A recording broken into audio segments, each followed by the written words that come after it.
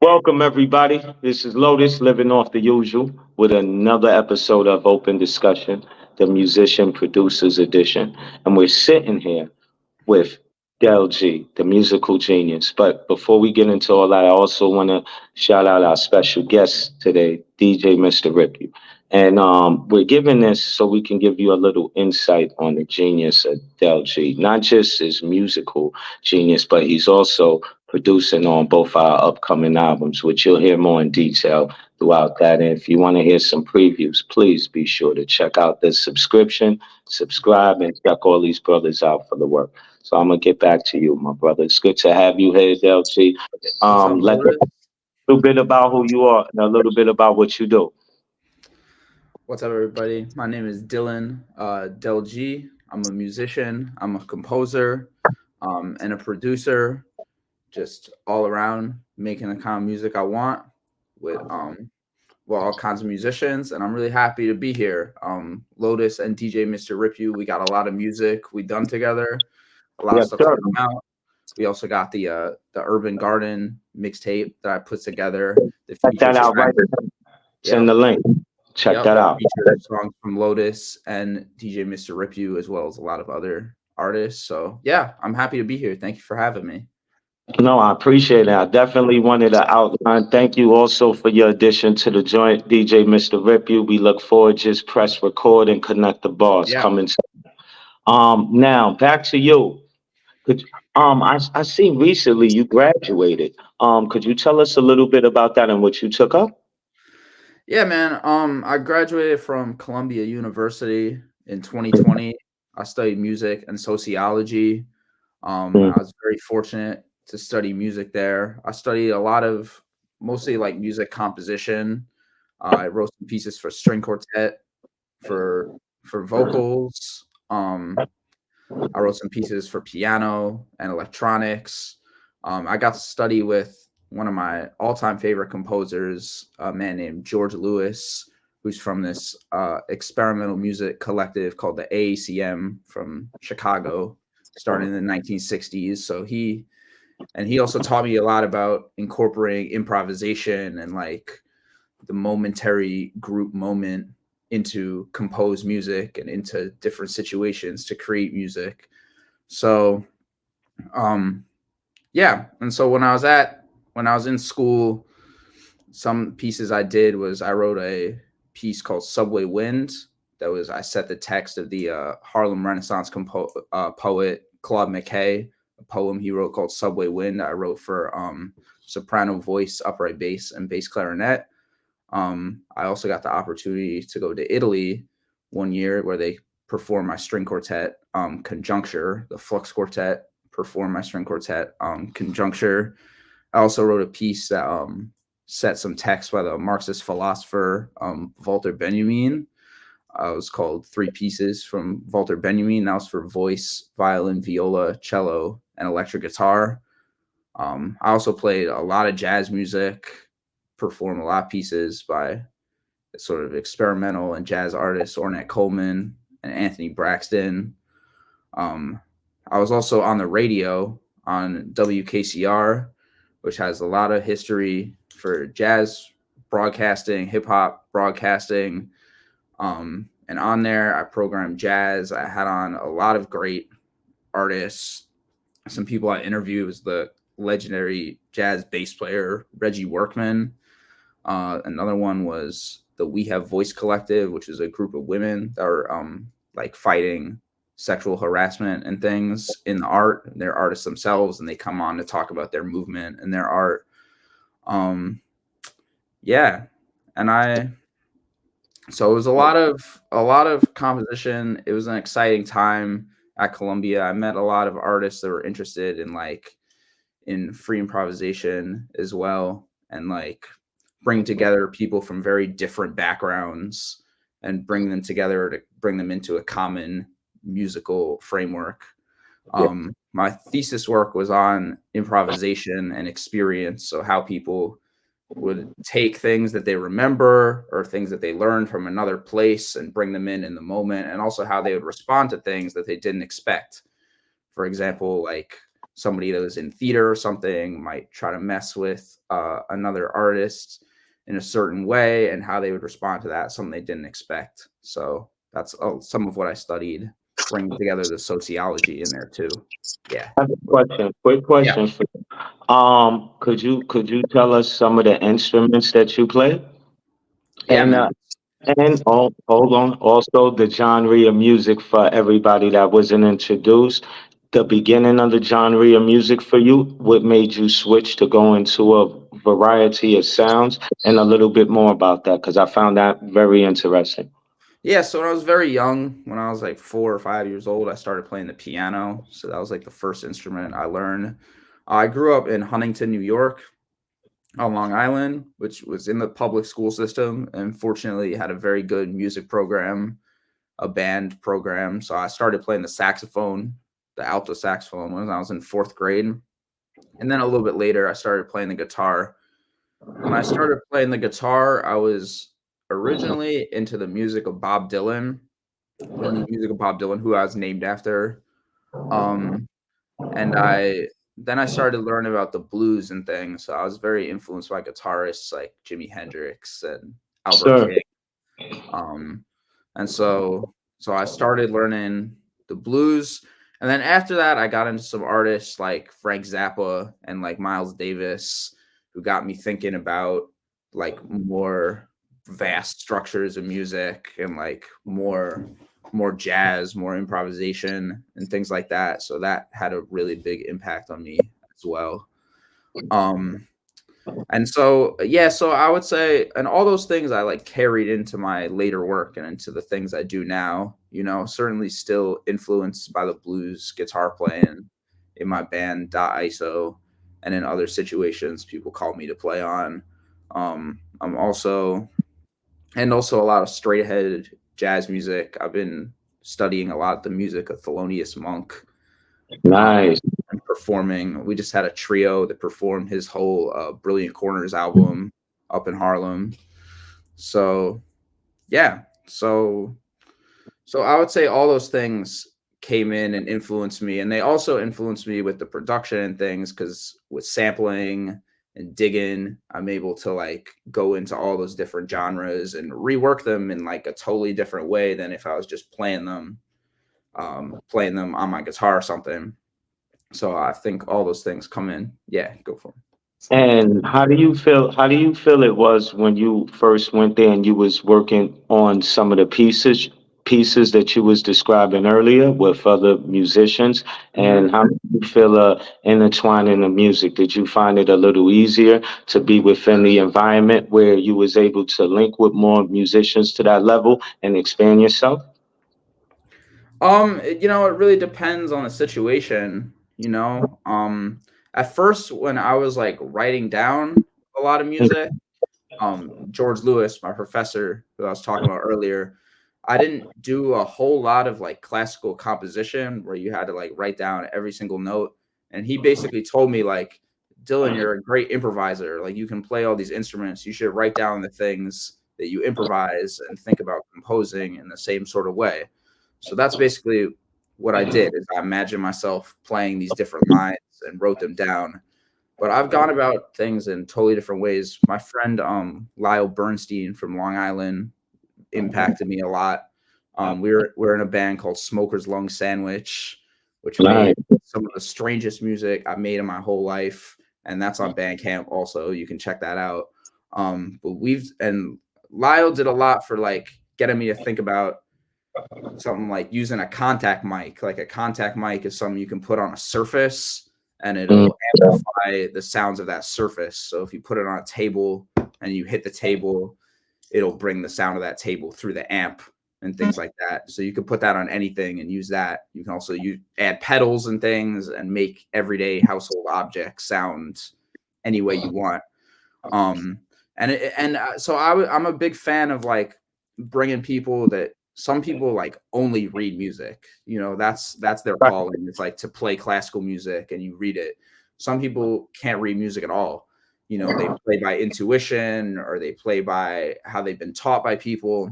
So I'm very into like bringing people with those different backgrounds together and finding like social situations where they can work together.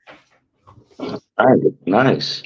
Yeah. Uh, Could you outline a few of the compositions that you did also while in Columbia University in a little more detail for them? Because I've noticed some of your work online and I feel definitely people would be interested to go and see it. So you might want to give them a little bit more feedback into that so they could put their Google searches on YouTube and check that out. Yeah.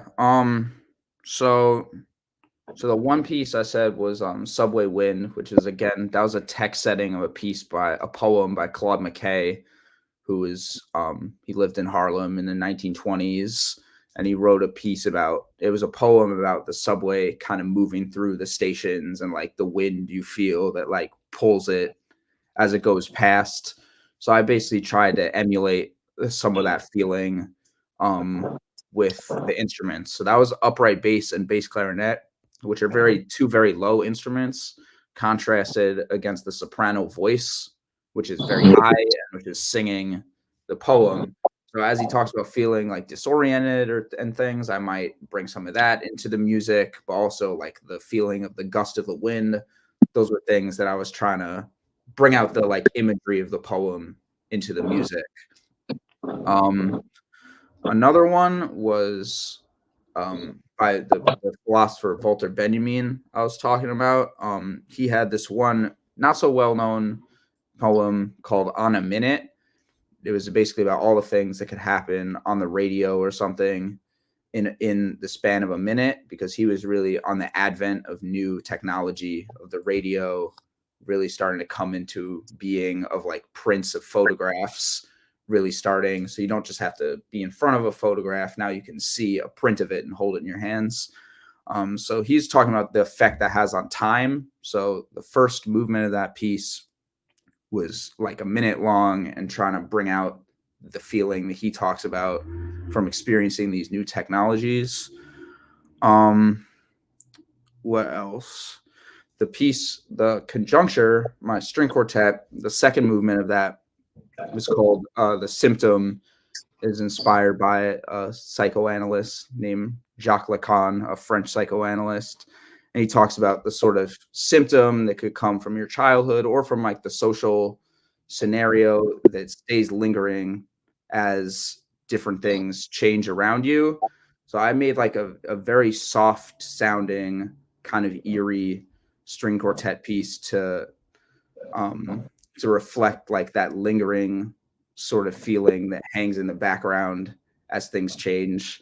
A bit of an abstract idea, but also music is a bit abstract. It's not the kind of thing you can just so easily explain in words. You know, it's the kind of thing that's got to hit you. Gotta feel it. Yeah, you gotta that's feel right. it. So, and I also wrote like lots and lots of jazz pieces. Like when I was in high school, I went to New York City. I wrote a piece called Mott Street, which is a street in Chinatown, because it inspired me. I was like 16 years old and bang that piece out. And that was inspired by the work of Ornette Coleman, who created free jazz, where musicians would basically play like a melody, and then they're free to go in the direction they wanted based on what the other musicians were doing. So that kind of idea impacted me a lot as far as improvisation and like group connection and things like that. Yeah, what else? There was some other. I also made a piece called the Peace Project, where I would write things in the score, like look at the audience and see how the audience is moving and like respond to that, or like sit and listen to the sounds in the room, and like if there's a sound in the room that changes or that's odd, to play off of that. So trying to get people to be more aware of their environments and to like listen to the people around them and respond to those things. Yeah. That sounds very dope. I love the experience. I have another question. You also said you played in a few bands. Now, I know there's a lot of bands to detail. What was your first band experience, the first collective, and then build us up to where you at today on that? Yeah. So the first band I was ever in was a band called Roadhouse in high school. I was Wow. playing blues music. Our theme song was Roadhouse Blues by the Doors. I don't know if you know that song, but that's what where the name came from, and a song we would play a lot of the time. We also played some original music, but that was like a blues rock sort of band. Great music for the guitar. I was playing this guitar over here, the SG. Um, and I was also after that. Well, during that time, my friend Lyle that I mentioned from Smoker's Long Sandwich was also the bass player in that band for some time in Roadhouse, and then we broke off and made this really weird project, which was also like a vehicle for Lyle's crazy artwork and paintings and song titles. You could check out our Bandcamp to see some of that. So that was really focused on improvisation. So it was a blues rock and like an improvised music band. In college, I was in a lot of groups at Columbia. Of course, the Columbia Big Band, a lot of small jazz groups. I also did some like Afro-Cuban and Afro-Colombian music and play some different instruments. I was also in a band. My first band that really performed in New York City was this band called Big Sur, which was led by this pianist named John Melendez, which he brought me into that. So shout out to John. And that band was called Big Sur. That's where I first started playing at some of these venues like the Williamsburg Music Center and like the Delancey and Club Bonafide. So that was a sort of jazz group. We performed some of my original music, some of John's music, and also music by people like Pat Metheny and Chick Corea. Now I'm in a band called DOTISO, which is myself. I play the guitar and the saxophone in it. Orchid McRae on the drums. She plays the drums and percussion. And Vivek Menon on the violin. So a lot of our music is improvised. We also have some compositions that we play. We just put out a live EP recorded in 2023, which you can find on Bandcamp. We could put that in the description, which that features two of my tunes. Everything that you're listing can be found within the description. So don't Yeah, just watch the video. Be sure to check out the music. Everything's listed. Go ahead, my brother. yeah. Continue. So DOTISO is a project I'm really, really excited about. You've seen us live. Lotus made a great live video out of one of our shows at the Shrine. Check that on the channel, be sure, because Yeah. it was the experience that everybody. I feel it was dope as a band, not just to watch y'all play, but watch the intensity and the different modes that y'all was able to play. So I'm sure a lot of people will love to come down, see that, and enjoy that, and check out Yeah. some of the things because I know you have some upcoming shows. Yeah, we got some upcoming shows. Got a lot to talk about, man. So there's gonna be one. Our next show is April 18th. We're gonna be playing with it's our group plus some other great musicians in New York. Celendis, Sebastian Alexander Johnson, and Caroline Morton are people that are gonna sit in with us. So you'll hear them there. We also in May are gonna play a show for 26.2 hours straight. Where what? Yeah, did I tell you? Where one of us in the trio has to be performing at all times for 26 hours. So one of us, like I said, one of us has to be playing. This is at Keysmith Gallery, May 18th into May 19th. We're also going to have a lot of guest musicians play with us during that time. But we've been taking that very seriously and preparing for it. Last week we played for 9 hours straight, basically through all the night. Next weekend we're going to play for like 10 hours and we're just trying to get our minds to focus for long times, to focus on extending our ideas and also not playing things that are like so technical and so strenuous that we hurt ourselves, because you could hurt yourself playing for that long, but to just be very careful and very patient. It's also an aspect of like how musicians are underpaid, just to show musicians working so hard for so long and basically getting like scraps and things out of it. So the audience is supposed to bring us food and things to like continue the performance. And it's a really exciting like installation. It's going to be one of the hardest things I've ever done, but it's going to be great. We've been really like taking it seriously and preparing for it like it's a marathon, because it's a musical marathon, but that's how we're I love how you said that, and I hope we would get a chance to get some coverage of that. That sounds amazing, and also Also, what I wanted to ask you a little bit, could you tell me some of the preparations that you do as a musician when you work on music or when you're working on a show with your band? Could you give me a little bit of the insight of how you prepare for the show or some of the things you feel keep you sharp for the Yeah. performance? Yeah. So I'll talk about like DOTISO specifically. Like Mm-hmm. we are very serious about like practicing our improvised practice. So even though a lot of our music is like made up on the spot, we would rehearse together on a weekly basis, like a year before we even really played any shows at all. We started playing together in 2021 when things were Okay. still kind of shut down because of the pandemic and whatnot. We played together on a weekly basis for almost like a year. And so we really got into each other's heads as far as like when I play a certain chord or do a certain gesture, like Orchid knows how to respond to it. And Vivek is able to hear what key I'm in. And so we're very much able to like respond on the moment to moment basis. So that really comes from practicing, and then it comes from discussion. So we'd improvise something, and then we'd talk very honestly about like how we felt about it. We recorded an album like 2 years ago in New Jersey that is never going to come out because we listened to it later on and we were like, we just didn't sound like as focused as we should have. But now we recorded another one in October at Shoal Street Studio that we like more. That's going to come out later. But it was just a practice of like, we just weren't ready to get to that point yet. And I was away last year. I was touring with Chicago the Musical. Well, So, tell us all about that and your experience if you get a moment. Please share that with yeah, us. yeah, man. So yeah, I played with the Musical Chicago. I've been pretty passionate about musical theater for a while. Also, in college at Columbia, they have a program called the Varsity Show, where the students basically write a musical themselves throughout the year about like life at Columbia. And I was in the pit playing the guitar in that. Um, so that was really got me into it. My friend Simon Brook wrote the music for that almost every year, which is like unbelievable, an unbelievable amount of work that he was able to do that. But a great composer. And that's kind of what got me interested in it. We also played some musicals like Legally Blonde and like Spring Awakening when I was there. And then somebody just hit me and they said, "Hey, Dylan, you want to go on tour with Chicago?"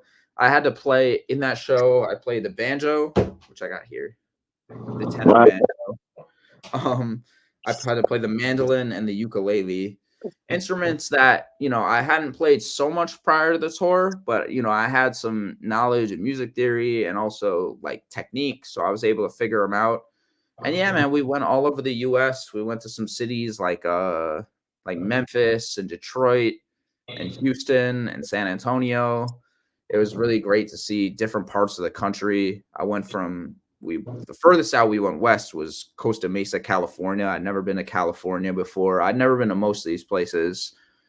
So seeing the musical culture also in some of these places was really cool. Like when we were in Memphis, I would go on Beale Street and I was able to play the blues, like play blues guitar every night and like hear some great blues musicians. We got a clip from you, Dylan, the clip that you sent us from when you was in Memphis. You did a solo crazy. For everybody that don't know, be sure to check that. Your boy ripped it. It was disgusting. And we have a clip from when you was in Seoul, Korea. Yeah. And that was amazing. Tell us a little bit about the culture change and how it was on the spectrum of the music.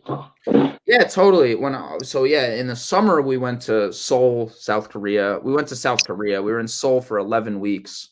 Then after that, we went to Busan and Daegu. So actually 3 cities in South Korea. But yeah, in Seoul, we would play at Chicago every night from Tuesday to Sunday. Sometimes 9 shows a week. We do 8 or 9 shows a week. And then every Monday, I would go to this jazz club called Club Evans. That was my night off, and that's when I would play the electric guitar and play jazz. I met some really incredible musicians there, some amazing producers there. One guy was Yun Suk Chol. He's a pianist and like K-pop producer, K-hip hop producer over there. And he took me to his studio and like we had a really interesting talk about like hip hop culture and things in the US and also in Korea. That was really interesting. At the jazz club, I met a lot of great musicians too, and I realized, that's really the kind of thing that'll like cross over language barriers and things. They would have like the whole set there. They'd talk in Korean, and then they'd be like, all the things you are, like they'd say the name of the like jazz standard in English, and everybody knew what it was, because like the influence of jazz is like such a global musical language. Like that was so cool to experience. And everybody was like super welcoming there. People were definitely into Chicago. It was a little different than playing in the US, because Chicago has a lot of humor in it, a lot of really funny lines that they wouldn't always necessarily respond to there. But then at the end, we would play the exit music. The band plays the exit music, and we're on stage in that show. So we'd be up there rocking it. In the US, people are like out the door. As soon as the show ends, they're out before the band is done playing. In Korea, they would sit there and cheer and go crazy once the band was done. So that was really, yeah, the whole audience would stay. So that was awesome. It was amazing that we were able to like nearly fill up this huge theater in Seoul for 11 weeks straight. Like that shows you how passionate they are about theater and about like Broadway and stuff. Actually, the main character in Chicago is named Roxy. Roxy was played by Tiffany Young, who's like one of the biggest K-pop stars there. She has like 10 million followers on Instagram or something. We got to meet her, and the person Logan that played Velma in Chicago got to do a song with Tiffany Young that I play on. It's my own best friend from Chicago, so that was really cool. I also met another producer I met there was a guy named Set. We have a track on SoundCloud. It's called Mass Effect, and and his wife Ellie played piano too, also in the band. They showed us a lot of great food and a lot of great spots in Seoul, and we got to make music together. So I miss them. I was really fortunate to get to do that, and I hope I can go back there someday. Okay. Amen. That sounds real great. Like, okay. Yeah, Could you tell me, how did the schooling and everything change the sound or influence and your outlook of the music? And how did it mold more? Where did you want to go after graduating and going through the network of working with other composers and the things that you outlined that you've done in your description? Man, that's an interesting question, because when I graduated, it was 2020. So COVID started in like March of 2020. So I had to leave school my senior year and go home because it was a quarantine. So I didn't get to graduate. I mean, I graduated, but we didn't have in-person graduation. It was like on YouTube. And then once I graduated, like the music industry, the live music industry, was basically like shut down. So all these things I expected to do, I expected to go out gigging, playing jazz guitar everywhere, going to jam sessions, and none of that stuff was happening. So I really hunkered down and like focused on my own practice after I graduated. I started playing guitar a lot.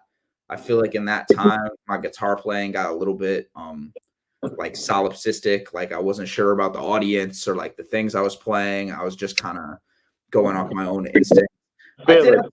I had some connections to other people. There was a group on Facebook called Open Improvisations that would have like musicians come every week, and you could improvise for each other in like an online setting. So that was something that I did to help me stay in touch. Another thing that was big was I started actually learning how to produce and how to make beats and sample. Hip hop was always like really important for me. Paige, Leech on my album. He's one of my best friends since high school. And we were like real hip hop heads growing up together, listening to the new albums. We taught each other a lot about that kind of stuff. And so he was always asking me since I was in high school. He was like, because he rapped, but he was like, when are you going to make beats? When are you going to make beats? And I would always be like, someday I'll make beats. And during the quarantine, that was like the right time. That was also the time when like Griselda and things, when I first found out about Griselda and things, that really like that really reinvigorated my love of hip hop in a lot of ways. Like they just kind of hit me at the right time because I was isolated and they had this very cold kind of sound.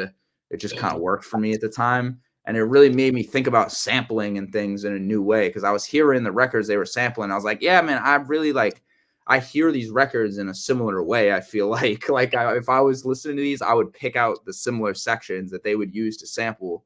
So that was like really encouraging to me. And my brother Adam was really into it too. And so he would encourage me to, and he would pick out songs like there was a gospel song called like I Am a Soldier of the Cross. It was in a mini series we were watching about John Brown, the abolitionist. And he was like, Dylan, you should sample that. And I was like, oh yeah, that sounds like something that could be like something else. So that was like one of the first beats I made. Actually, was he pointed that out and he's like, you should sample that. And then I went like on Logic and actually figured out how to do it. And that's, went from there. And then I met people when I was living in Harlem. I was making beats for a while, but I didn't really have that many people to work with. But on my block on 148th Street, I met people like Chaz. Eventually, I met that's MAKCHEESE. That's on the urban. MAKCHEESE on Urban Garden. I also met DJ Mr.Ripp-U. He introduced me to Lotus and Tread. And so y'all came through. What? And don't forget Motti. And Motti, of course. Motti, I know from college. Motti went to Columbia. I was in a socialist like political group in college where we discuss theory and we do activism. And he would be around there sometimes. And also he studied sociology, which was my minor. And then, but he called me like after we both graduated and was like, hey, so you make music and stuff. And we talked and we had a lot of, common ground in our music making and in our thinking. So that's how we got together. And he's on the Urban Garden mixtape too. And definitely, we're hoping to have him on the next open discussion so we could sit down with him because I have an upcoming single with him, Where I'm From. Look out for that. We got a lot of stuff to talk about. That's why it's a beautiful day. I'm glad to have everybody here discussing this in detail because, we got a part 2 that we're going to talk about a lot. And we're going to go through the production and everything from the discography. We're going to talk about the Urban Garden album, some of the people that was on it. We're going to also talk about this press record with Mr. Ripp-U. We're going to talk about the Connectthebars coming with Living Off the Usual. So, I don't want everybody to just feel like this is going to be like we're going to have a lot of things coming up in the discussion. Make sure you check them links. Tap up Mr. Ripp-U, DJ Mr. Ripp-U. Don't forget to check out all of the links for Delgiudice. Check out the premiere because we have some singles on that Urban Gardens album right now that you could get on Apple, iTunes, Bandcamp, everywhere available. We got some exclusives from DJ Mr. Ripp-U and from Lotus Living Off the Usual, LBE TREAD, MAKCHEESE, Motti, and we also got our brothers Kevin VENOM, and don't forget to shout out to brother Leech.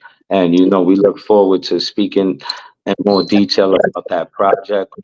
If hopefully the next time and everybody get a chance, we might be able to have everybody on there so they could talk about their participation in the album and all the other ventures because it's like a premiere. I felt like that was a compilation of artists that was all from this city that showed a beautiful outline of just like the genius behind how everybody was doing their song selections with you. But we're gonna save that for part 2. We're not gonna give them all of the juice. But let's finish this up with you a little bit. Could you tell me how did the switching from the band to the production come into play and name some of the people you worked with and some of the projects that you was excited or entertained to introduce to the world in your musical collective? Yeah, as far as this, I wouldn't necessarily think of it as like a switch, because I feel like the production and all the performance and things I do is all happening simultaneously. I might just focus on one thing a little bit more other times, but really ultimately my goal is to figure out how to bring everything together Like I want to bring the sampling and the production together with the composition, the improvisation. And I feel like I'm still kind of reaching towards that. But I feel like everything I do, it gets a little bit closer to like creating the holistic sort of project. No, You know? definitely feel that. Definitely feel that. Yeah. You have a very ear for the sound and the versatility of the different grounds that you play, from classical to jazz to hip hop and everything. Yeah. Me, Yeah. music is like an infusion of things. So I Yeah. And definitely I want it to all like, I feel like people a lot of time really put barriers on their music. Like something is like real jazz or something is real whatever, like they separate them. And I really want to like break a lot of those walls down. I want to like bring people that have like different musical experiences together and to make something like really unique. yeah, everybody has a story, and Yeah. that's why we're on open discussion to discuss everybody's story. But hold on, real quick, DJ Mr. Rip, do you have any questions? Do you have any questions involved, real quick? Um, really, I think we've heard your stories of inspiration and where you actually get to grow. But is it somewhere within you that you search? Is it something that is because me, see me, I'm a DJ. I know I got my regular routines.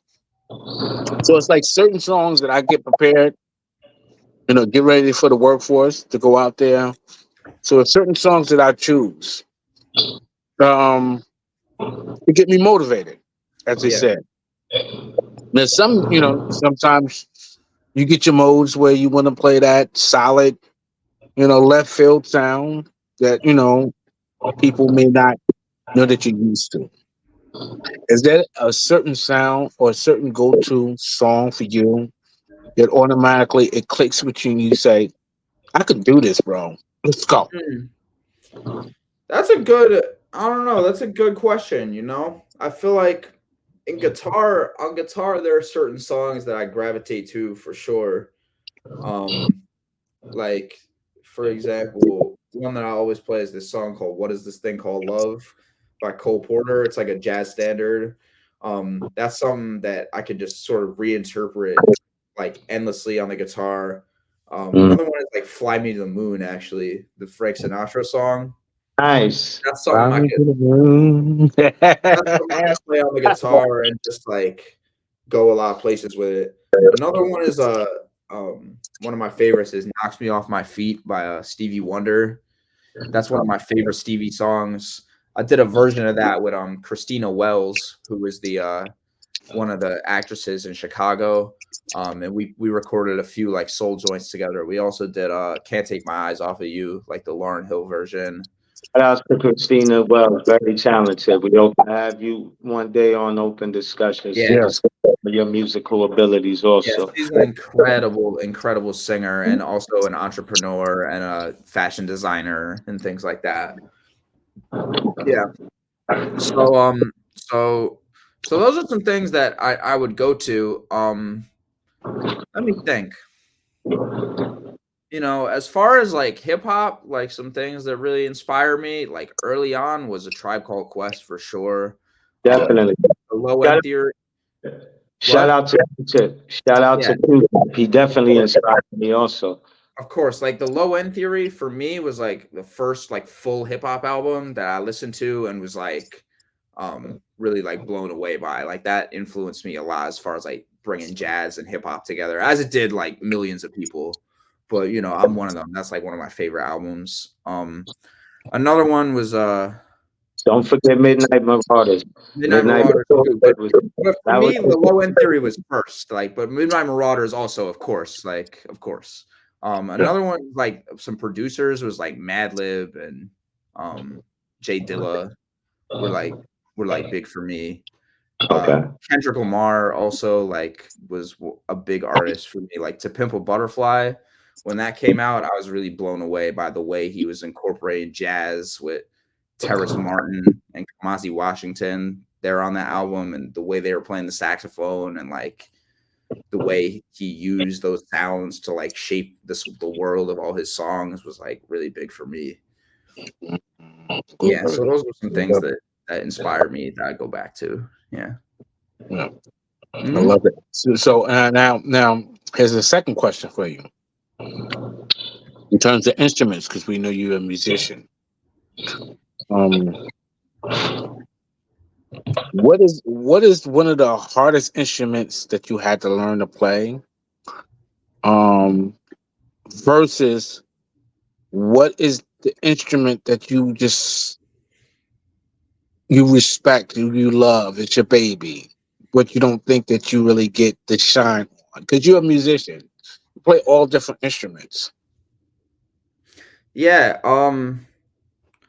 yeah, that's a good question. I feel like the guitar was like the easiest for me in some ways because I listened to music that had guitar in it already. So when I was playing and learning how to play the blues and stuff, I almost remember the moment when it clicked for me when I was like, I don't know, I'll show you actually. When we Show were me, baby. Show me, baby. Show me. this is like Exclusive live from Delgiudice. This is beautiful. Let's stop for a moment and let him. so this is the scale in the blues. I remember when I was learning that and like I could play these licks and I was like, okay, this is the note that you want to land on. If you're on this chord, You're safe. You're you land safe. on that note and you're safe. You land on this note and it wants something else. It wants to go like up here. And then you can end on that note. That's the safe note again. So I remember playing, I remember that the moment that clicked for me, and I was like, oh wait, that really changed like how I was hearing this music. Okay. You know?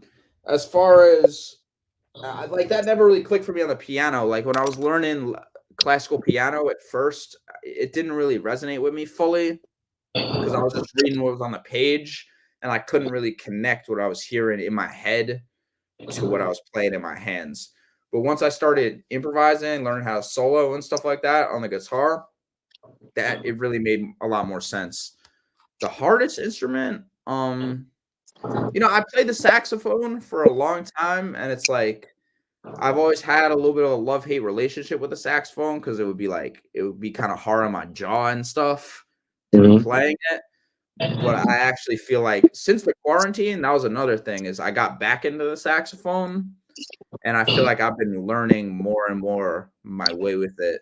So that's something I've had to struggle with a little bit, but I'm glad I stuck with it because when I played in DOTISO and things and I talk to people after the show, they're always like, man, I really liked your saxophone playing. Like, so I'm glad that, it resonates with people because I feel like that's something where I can also really use my voice to bring out what I want, which is different than on the guitar. I feel like it's like a very raw emotional process for me playing the sax. So that's what I would say. But I also feel like a lot of instruments are connected. Once you learn about music, it gets easier to play different instruments as long as you have the technique. Connected. 100%. Everything is connected. Yeah. Because even from the writer to the music, you have to feel a vibe. So it has to be like a corresponding conversation with each other. Yeah. Yeah. I have a Yeah. question. What else would you want people to know and recognize your music for? And tell us a little bit about your message for some of the audience to tell them a little bit more about your music before we end it off and get ready for part two. Yeah, man. Like I've been saying, one of the things is like embracing difference. I feel like is you don't want to necessarily make it so everybody is thinking the exact same thing all the time, but to have people's different perspectives to come in and to like be at peace with that is something that's important to me. So like, for example, like in Smoker's Lung Sandwich and whatnot, we might have somebody come play with us that's like a classical musician that can just read music, somebody that can't do that at all, that like puts contact mics on different stuff to make sounds. You might have somebody that could DJ,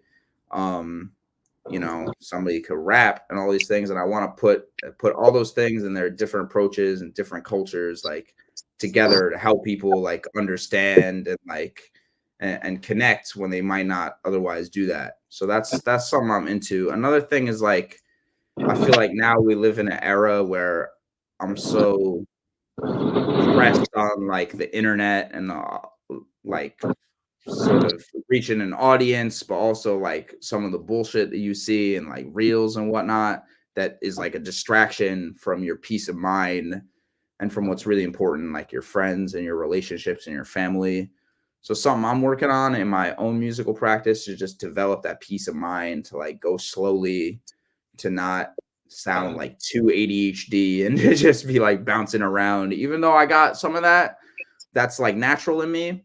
But I'm trying to like move more slowly in a more like meditative process, listen to the sounds around me, listen to nature, listen to the sounds of the street, bring that into the music. And also in a way that's like in a way that doesn't make me overwhelmed, but in a way where I can be like, I am just sort of a humble being in this world, and I can be at peace with that and give as best I can back to the world. So that's what I would say. Yeah. No, definitely. Let's give it up. Let's give it up, everybody. Fidel G, thank you for being here with us and taking out some time out of this busy schedule. Thank you, man. I love making music with y'all too. I'm really happy to be interviewed by y'all. It's an honor.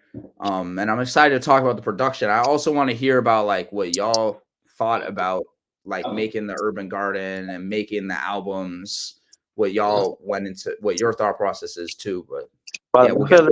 Wonderful experience, and everybody's going to get a chance to hear all of that on part two, because we don't want to give them everything yet. It's going to be a long day, and we want to make sure you digest everything. So I'd like to thank DJ Mr.Ripp-U, our guest today, Mr. Del G. Also check out those links again, because we got to let y'all know there's some popular music in those links that promotes everything we've been talking about. Shows you the list of the artists and everybody that's on that compilation and that album that didn't get the chance to be here. Hopefully they may be there in part two, but if not, the music is already there and we're going to press this conversation. So I'd like to thank everyone for tuning in. We hope you take the time out and check out more music and check out the catalog of Mr. Del G, the genius. Also, check out DJ Mr.Ripp-U, Lotus Living Off the Usual. Shout out to my team, DJ Ike, the producer. Shout out to Anonymous Lyrics, Ephraim Alvarado, and DJ Rex. We out of here, New York, until part two, bro. Have a blessed night. You already stay safe, everybody. Peace out.